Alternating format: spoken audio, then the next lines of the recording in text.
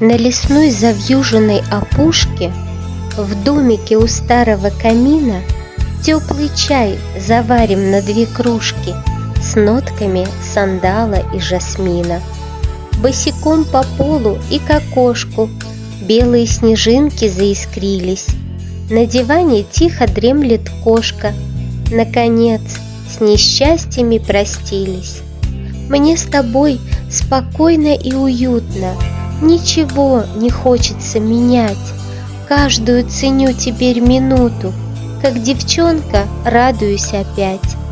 На лесной завьюженной опушке, в домике у старого камина, теплый чай заварим на 2 кружки, и тревоги пронесутся мимо.